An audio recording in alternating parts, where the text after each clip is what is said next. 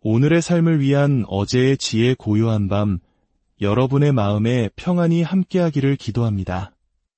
우리 삶의 여정 속에서 때로는 길을 잃고, 때로는 무거운 짐에 힘겨워하며 보이지 않는 무언가에 대한 갈망으로 잠 못 이루는 밤이 있습니다.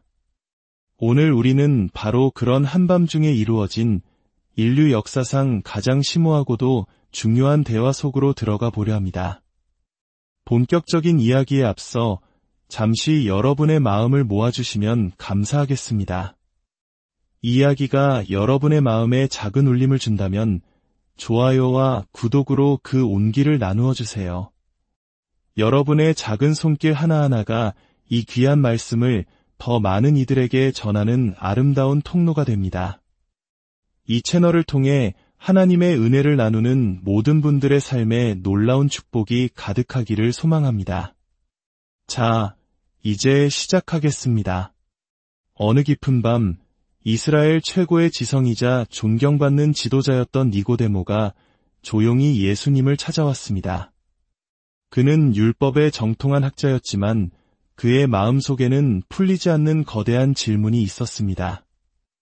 예수님께서 행하신 기적들을 보며 그는 예수님이 하나님으로부터 오신 분임을 직감했지만 그 진리의 핵심에는 미치지 못하고 있었죠. 예수님께서는 그의 마음을 꿰뚫어 보시고는 단도직입적으로 말씀하셨습니다. 진실로 진실로 내게 이르노니 사람이 거듭나지 아니하면 하나님의 나라를 볼 수 없느니라. 거듭난다는 말. 평생을 율법과 씨름해온 니고데모에게 이 말은 너무나도 생소하고 충격적이었습니다. 사람이 늙으면 어떻게 다시 태어날 수 있습니까? 어머니 뱃속에 두 번째 들어갔다가 나올 수 있단 말입니까? 이것은 단순히 육체적인 탄생에 대한 질문이 아니었습니다. 그것은 인간의 지성과 노력, 종교적 행위로는 도달할 수 없는 어떤 영역에 대한 근원적인 물음이었습니다. 예수님께서는 위대한 학자의 지식의 한계를 부드럽게 깨우쳐 주십니다. 육으로 난 것은 육이요, 영으로 난 것은 영이니라. 우리의 부모님으로부터 물려받은 이 육신의 생명으로는 영원한 하나님의 나라에 들어갈 수 없다는 선언입니다. 육신은 결국 흙으로 돌아갈 유한한 존재이기 때문입니다. 오직 하나님의 영, 즉 성령님을 통해서만 우리는 새로운 생명, 영적인 생명을 얻어 다시 태어날 수 있습니다. 이것이 바로 거듭남의 비밀입니다. 이 새로운 탄생은 우리가 믿음으로 예수 그리스도를 구주로 영접하는 그 순간 즉각적으로 일어나는 신비로운 사건입니다. 성령님께서 우리 안에 들어오셔서 하나님의 생명을 창조하시고 우리에게 새로운 영을 주십니다. 그 새로운 영 안에 성령께서 거하시기 시작하는 것, 이것이 바로 하나님 나라의 백성이 되는 첫걸음입니다. 그런데 많은 분들이 여기서 한 가지 질문을 합니다. 그렇다면 세례는 무엇입니까? 세례를 받아야만 구원을 받는 것입니까? 사도 바울은 고린도전서 1장에서 이 문제에 대해 명확한 관점을 제시합니다. 당시 고린도 교회에는 나는 바울에게 속했다, 나는 아볼로에게 속했다 하며 분열이 있었습니다. 마치 누가 누구에게 세례를 주었는지가 더 중요한 것처럼 말이죠. 이때 바울은 이렇게 말합니다. 그리스도께서 나를 보내심은 세례를 베풀게 하려 하심이 아니요 오직 복음을 전하게 하려 하심이로되 만약 세례가 구원의 필수 조건이었다면 복음을 전하는 사명을 받은 바울이 이렇게 말할 수는 없었을 것입니다.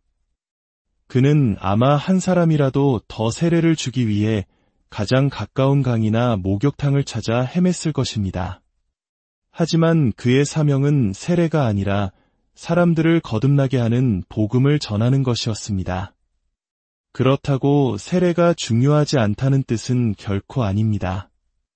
거듭난 성도에게 세례는 너무나도 중요하고 아름다운 신앙의 고백입니다. 세례는 하나님과 모든 사람 앞에서 나의 옛사람이 예수 그리스도와 함께 죽고 이제 새로운 생명으로 다시 살아났음을 선포하는 거룩한 예식입니다. 우리가 물속에 완전히 잠기는 것은 나의 죄된 본성이 그리스도와 함께 십자가에 못 박히고 장사되었음을 상징합니다. 그리고 우리가 물 밖으로 다시 나오는 것은 그리스도와 함께 부활하여 영원한 새 생명을 얻었음을 상징하는 것입니다. 이 얼마나 감격스러운 간증입니까? 만약 여러분이 어린 시절의 의미도 모른 채 받았던 세례가 있다면 그것은 부모님의 헌신일 뿐 여러분 자신의 신앙 고백은 아닙니다. 진정으로 예수님을 믿고 거듭난 후에 주님의 명령에 순종하는 마음으로 세례를 받는 것은 모든 성도가 마땅히 따라야 할 기쁨의 길입니다. 니고데모는 여전히 혼란스러웠습니다. 눈에 보이지도 손에 잡히지도 않는 영적인 세계에 대한 이야기가 그에게는 너무나 막연하게 들렸습니다. 그때 예수님께서는 우리 주변에서 늘 경험할 수 있는 자연현상을 통해 이 위대한 진리를 설명해 주십니다. 바람이 임의로 불매 내가 그 소리는 들어도 어디서 와서 어디로 가는지 알지 못하나니 성령으로 난 사람도 다 그러하니라. 여러분, 바람을 본 적이 있습니까? 우리는 바람을 볼 수 없습니다. 하지만 우리는 바람이 존재한다는 것을 압니다. 나뭇잎이 흔들리는 것을 보고 깃발이 펄럭이는 것을 보고 내볼을 스치는 시원한 감촉을 통해 바람의 존재와 그 힘을 분명히 느낍니다. 때로는 거대한 태풍이 되어 모든 것을 휩쓸어버리는 그 강력한 힘을 목격하기도 합니다. 어디서 시작되어 어디로 사라지는지 그 근원은 알 수 없지만 그 결과는 너무나도 명확합니다. 성령님의 역사하심이 바로 이와 같습니다. 우리는 성령님이 어떻게 우리 마음속에 들어와 죽었던 영을 살리시는지 그 과정을 눈으로 볼 수는 없습니다. 하지만 성령으로 거듭난 사람의 삶에는 분명한 변화의 증거가 나타납니다. 미움이 사랑으로, 절망이 소망으로, 이기심이 이타심으로 변하는 삶의 열매를 통해 우리는 성령의 강력한 힘을 보게 되는 것입니다. 그분은 보이지 않지만 우리 안에 살아 역사하십니다. 사자와 같이 담대하게 세상과 맞설 힘을 주시고 모든 두려움을 이겨낼 용기를 주십니다. 때로는 그 역사가 어디서 시작되었는지 다 이해하지 못할 때도 있습니다. 그러나 그분이 내 안에 계시다는 것, 그분의 능력이 나를 통해 나타나고 있다는 것을 아는 것만으로도 우리는 충분하지 않겠습니까? 예수님의 설명에도 불구하고 이스라엘 최고의 학자 니고데모의 입에서 나온 대답은 이것이었습니다. 어찌 그러한 일이 있을 수 있나이까? 그때 예수님께서는 그의 학자적 자존심을 건드리는 그러나 그의 영혼을 깨우기 위한 가장 필요한 말씀을 하십니다.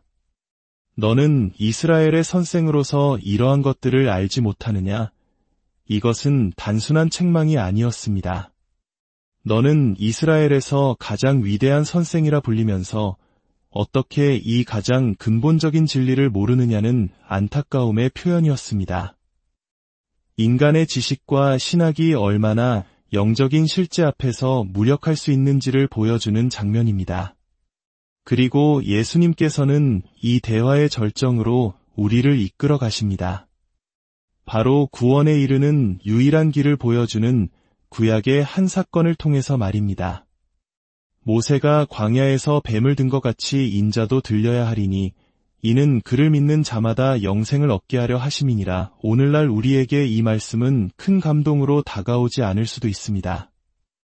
하지만 구약 성경을 통째로 외우고 있던 니고데모에게 이 말씀은 마치 핵폭탄과 같은 충격이었을 것입니다. 민수기 21장에는 이스라엘 백성들이 광야에서 하나님과 모세를 원망하는 장면이 나옵니다.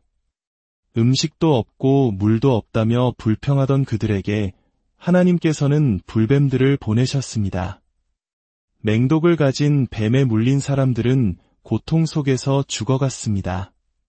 온 진영이 죽음의 공포에 휩싸였을 때 백성들은 모세에게 와서 자신들의 죄를 회개하며 중보기도를 부탁합니다.